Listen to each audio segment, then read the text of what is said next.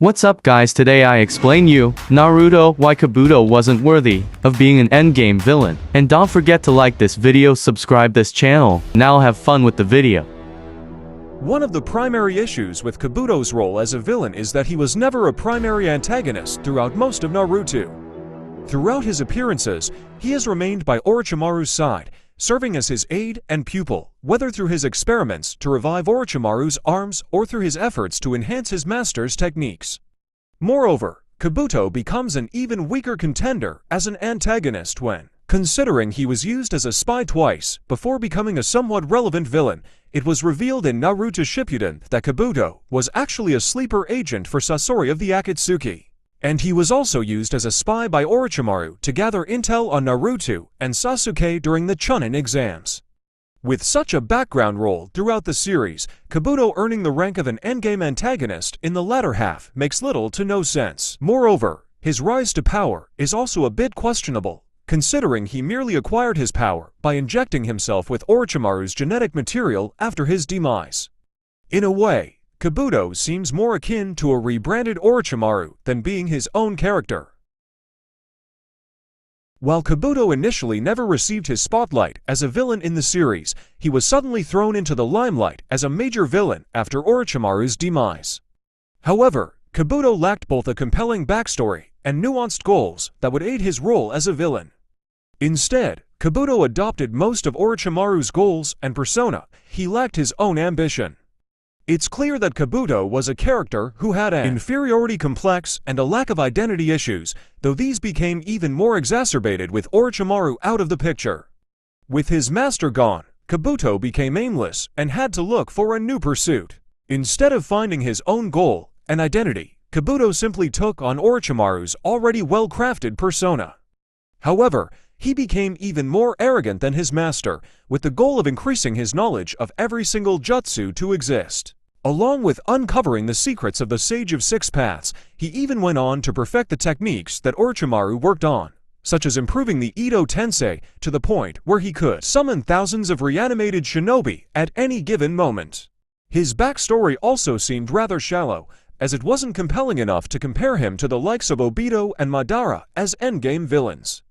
Being used as a spy and a sleeper agent by the Hidden Leaf and losing his own identity, Kabuto's story might be emotionally charged, though it paled in comparison to his counterparts, leading to no one rooting for his character. Another issue pertaining to Kabuto's role as an endgame villain in Naruto is his seemingly forced addition to the narrative during the Fourth Great Ninja War, before the events of the war. Kabuto was nowhere to be seen, though he was suddenly thrown into the mix after Obito declared a war against the five great nations. Moreover, it seemed that Kabuto was used to drive the plot forward and give Obito a better chance in the war. Even though Kabuto initially had no stake in the war, he was forced to join it to increase the chances for Obito and delay the war efforts. His army of reanimated soldiers played a huge role in cutting down the allied shinobi forces' numbers and even delaying their efforts. Moreover, he also played an important role in reanimating Madara and shifting the tide of war in Obito's favor. Even though he played such significant events in the series, he did not have a compelling enough role, which made all of these events rather forced and shallow. While Kabuto may have been a formidable opponent for the allied shinobi forces with his immense power, he lacked versatility in his arsenal and had no unique technique of his own to offer. Kabuto's primary weapon of choice during the Fourth Great Ninja War was the Edo Tensei, yet even the technique did not originally belong to him. The actual inventor of the technique is Tobirama Senju, and the technique later became synonymous with Orochimaru after he improved it. Kabuto simply evolved the technique and used it in the war, yet he had nothing of his own to offer during the entire war arc. Kabuto only had Snake Sage mode to offer, and viewers got to witness it in action during his fight against Itachi and Sasuke. However, even his Sage mode felt underwhelming and weak, as he didn't have much to offer in terms of abilities. Moreover, all of his abilities that he used during his fight did not belong to him originally, as he merely copied Orochimaru's arsenal and used it as his own. The lack of originality, coupled with just a few techniques in his arsenal, make his character even weaker as an endgame villain. For a villain to be truly compelling, They must have a menacing presence, one that puts the protagonists at unease. The other Endgame antagonists, such as Obito, Madara, and even Kaguya, were extremely powerful characters.